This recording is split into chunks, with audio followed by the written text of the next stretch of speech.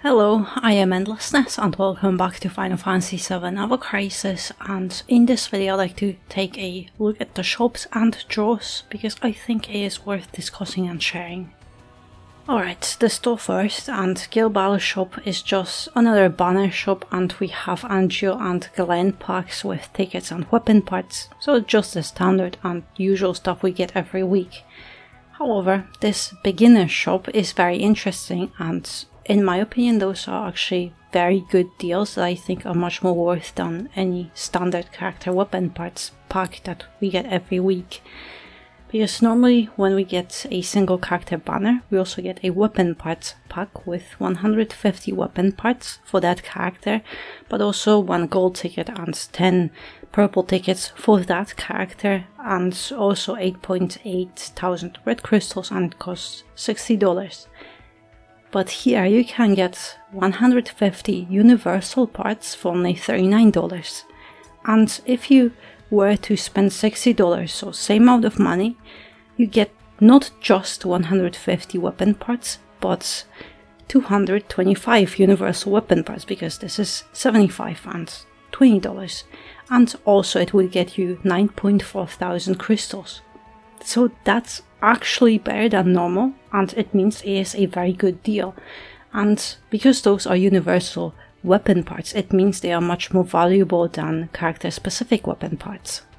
With this beginner's pack 3 you get 75 weapon parts and a weapon voucher for $20, and you can buy it twice, so for $40 you get 150 universal weapon parts, 6.4 thousand red crystals, and 2 weapon vouchers. And in my opinion, if you want to spend, I would prioritize buying this pack first, or even twice, because it has the best value. Weapon vouchers are also amazing because it is 1 overboost of a normal weapon, not limited, but it is a weapon of your choice, so it is a very nice progress. But if you want to spend a little bit more money, character pack 4 is, in my opinion, the best next value, and you can buy it up to 3 times. Here you get 150 weapon parts, 6.2 thousand red crystals, and also extra 600 blue crystals for only $39. And it is a great offer if you want to buy it once, because you get the same amount of parts as in a standard character weapon parts pack, but you save $21, and it is also universal parts.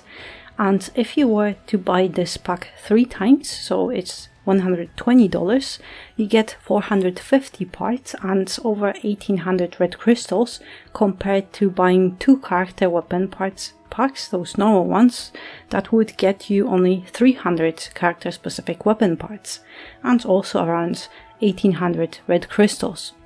And lastly there is this pack 5, and yes, it is quite expensive because it costs $70, but you get 200 weapon parts, 10.8 red crystals, and also 1.5 blues, and you can buy it twice. And while it is expensive, for $140 you get 400 universal weapon parts, 21.6 thousand red crystals, and also 3000 blue crystals. And the way this shop is set up, if you were to buy all those packs you have to spend around $300, but you get 1000 universal weapon parts, and you also get 46.6 thousand red crystals and 5000 blue crystals. So overall it's over 50,000 combined crystals, and 1000 weapon parts is also worth 5 overboosts. But because those are universal weapon parts, they have more worth and value than character specific parts, because you are not locked to having them only on 1 character. Beside the Halloween store, which initially had cheaper prices, but then they bumped up those prices and it was very scummy, this is the second time we have those packs with universal parts. But this time, in my opinion, they actually hold very good value. So if you consider spending any money to buy any pack in this game, I personally think those 3 packs hold the best value. They are not standard packs with standard prices and standard contents. They are actually good deals because you can get better stuff and more stuff for less money. And personally, I'm a smaller spender. I skip most banners to hoard crystals and be able to pull on those few banners I want to pull on, so it's mostly Sephiroth, Cloud and Aerith, and very few times I have pulled on any other banner, but I have pulled on Barret twice and once on Angeal because now the game forces us to use tanks, and I felt like I might need the banner gear, but it's mostly just Sephiroth, Cloud and Aerith. But beside the season pass and no crystal pass, I buy only one character pack per month on average, and I rarely buy any games these days, so the way I tell myself is I play this game every day, so instead of buying another game I can just spend it here on a pack and it would be the same as buying a new game. So one character pack per month on average, but I have also gone a few months without buying any packs, like in April just now. However, I am actually considering buying either pack 3 and pack 4 offers, or perhaps even pack 5, but if I were to buy all of them, it would mean that I won't buy any more packs in the upcoming 5-4 months to keep it within the monthly budget I have set for myself. However, it does seem like a very good long-time investment, or a much better investment than buying a normal pack per month, because those packs are cheaper and you get more stuff from those. It is actually a very good deal, and I might be wrong, but I don't think we'll see those cheaper universal packs anytime soon, because the first time we saw those universal parts packs, it was Halloween and those weren't even good deals, but this time they are. And also because I am a smaller spender, I always do the math, because if I am about to spend, I want to get the best value for the cheapest price. I hate that I am even thinking about doing this, but it is very tempting. A very tempting long-time investment. But yeah, TLDR is all those packs are actual good deals that have much better value than standard packs in those standard weekly shops. And pack 3 for $20 is the best one, followed by pack 4. Pack 5 is only if you want to spend more, but it is still a good deal. And buying any of those can get you red crystals as a long-term investment, and those universal parts are also the most valuable thing in a game.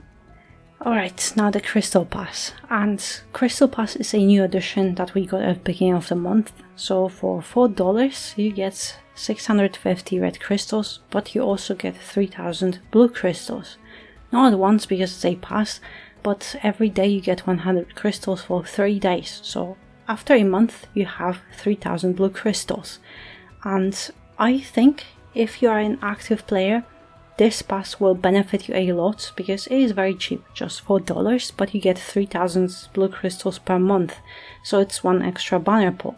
But you also get red crystals, and without any other spending in 4-5 months, you can have enough to buy 10 premium tickets or a character weapon parts pack for 3000 red crystals. And if you buy both monthly premium pass and crystal pass, it's just $18 per month, but you get 10,500 blue crystals and 650 red crystals, and all the contents of the premium pass with the weapon voucher and more items. And I think it is just the best value you can get, and it's extra 11,000 crystals, and it is almost 4 pulls. And also, if you buy only Crystal Pass once, then we have this special draw. It costs 500 red crystals per pull, so you have enough to pull on this banner once. And on the first stamp you can already get one OB10 weapon of your choice. Yes, it's mostly old weapons, and one weapon per character to choose from. And while it might not be something very exciting for long-time players, it is actually a very nice thing for newer players. Most weapons aren't very good, but few are better than others, especially Matt's Centipede or Angeal's Store Integrity. Those are amazing weapons, and you can instantly max it out for 500 red crystals. And as you can see, I have pulled on this banner. I pulled only once, but I got 2 stamp, and from that I got 2 extra wishlist copies. And my Store Integrity was only OB4, so I figured is a very good weapon for Angeal, and getting to B10 would take a long time, so it felt worth to use those 500 crystals from buying Crystal Pass on this, and since then it was very useful to me on Blitzrat Crash and then Big 3 Masamune, so I think it is a very good deal, at least it was for me or anyone in a similar situation to me. However, there is one more thing. The addition of Crystal Pass is a good thing, as I think currently everyone is struggling with crystals due to this very aggressive pacing and the game bombarding us with banners, so 3000 blue crystals more per month can make it a little bit easier. But, and here it's just my observation so far, and I don't know the future, so I might be completely wrong on this one, but I started to track our monthly crystal income in July last year, and since July up to April, on average we get 43,000 blue crystals per month as free to play, so without buying any passes or spending any money. Sometimes we get 38,000, on some other months we get 46,000, and anniversary months give us around 50-60,000. February was the worst month with only 33,000 crystals, so 4,000 below other lowest months. And now, if I compare monthly crystals from the start of the month until today, this month so far we have gotten even less crystals. Suspiciously, we're exactly at 3,000 crystals behind February, which was already the worst month. So I really hope that somehow we'll get more crystals this month, but the fact that we are exactly 3,000 crystals behind the worst month, it makes it very suspicious to me, because 3,000 crystals is exactly what Crystal Pass gives us. But as I said, it's just what I have been observing so far, and it could very well change the next month and still average out. But right now, it doesn't look good to me, because Crystal Pass should give us 3,000 crystals more, not make it so that the game secretly decreases monthly crystals so that we have to buy the Crystal Pass just to come out at zero. But as I said, it's just my observation so far, and it could very much average out in the future. It's been only 3 weeks, so it's way too early to draw any accurate conclusions from this. And I think we should wait 2-3 months to see how this whole crystal income situation develops. And of course, I'll keep monitoring and I'll share the data with you then. And also there is this returning limit break banner, and first of all, it only contains half of the limit break weapons we had in the past, so I might be wrong, but I think there will be a second limit break rerun banner with the rest of the weapons, like the remaining half-year anniversary Zack and Seth, and Earth Vincent and other Bahamut gear. But I think it is very nice they're giving players another chance to grab not only the weapons but also especially outfits, because we had only one half-year anniversary and one anniversary banner return, and we never got a chance to grab Angeal's Arcanum outfit yet, or Vincent. And it is a little bit surprising that they are rerunning Tifa and Aerith's New Year gear, because it's only been, 4 months? And also, the stamp card is very nice with 4 guaranteed slots on the first page, so you get 4 guaranteed copies when you make it to the outfit. Great.